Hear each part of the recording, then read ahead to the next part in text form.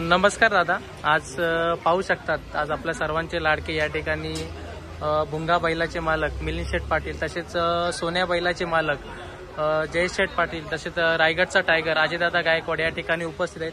दादा, नक्की सर्वांना प्रश्न पडला, या ठिकाणी खूप जण उपस्थित आहेत.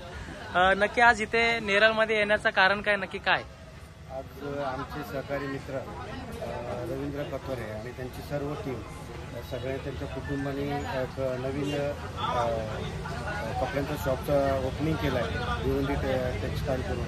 त्या ओपनिंगसाठी आम्ही जय शेठ आणि अजय गायकवाड यांनी स्वतः त्यांनी इकडे आम्हाला बोलवलं आणि त्याच्यासाठी आम्ही इथं ओपनिंगला इथं आलो त्यांच्या दुकानाच्या. मित्रांनो, कसं असतं माहिती आहे का, जेव्हा आपला एखादा भाऊ पुढे चालला असेल तर त्याला एक सपोर्ट करणे आपली हे असते. तर दादा, तुम्ही ते पूर्णपणे करताय.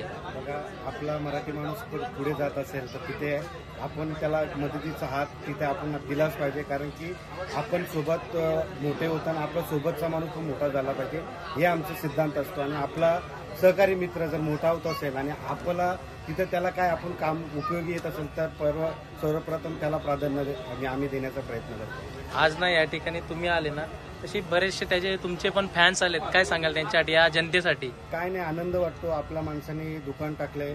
मी तुमच्या यूट्यूब चॅनलतर्फे सगळ्यांना एकच आव्हान करेन, या चांगली क्वालिटी आहे कपड्याची, सुंदर असा आपला माणसाचं दुकान आहे, कधीतरी येऊन भेट द्या. तुम्हाला पटलं तर तुम्ही नक्कीच आवर्जून परत एकदा याल, पण एकदा येऊन या. आपल्या नेरळच्या सर्व भुंगा फॅन्स, माझे स्वतःचे फॅन्स असतील, सगळ्यांना मी विनंती करेन की एकदा येऊन व्हिजिट द्या तुम्ही. 100% तुम्हाला चांगला रिझल्ट पण या कपड्यामध्ये भेटेल. मित्रांनो, दुकान पाहू शकता या ठिकाणी भिवंडी टेक्स्टाईल आणि हायवेच्या बाजूला, म्हणजे स्टेशनच्या बाजूलाच आहे.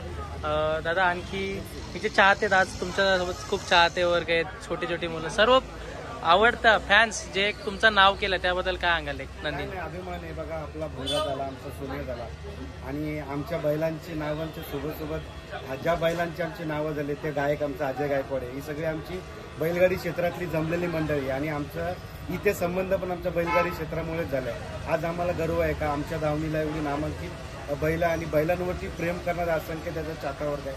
म्हणून आम्हाला त्या गोष्टीचा खूप अभिमान आहे, कारण की त्यांचं प्रेमासाठी आम्ही नेरळलाच काय, जिथं जिथं भुंगा फॅन, सोन्या फॅनचे जिथं जिथं काही कार्यक्रम असतील तिथं आम्ही आवर्जून महाराष्ट्रात कुठल्याही कानाकोपऱ्यात जाण्याचा प्रयत्न करू त्या फॅनसाठी.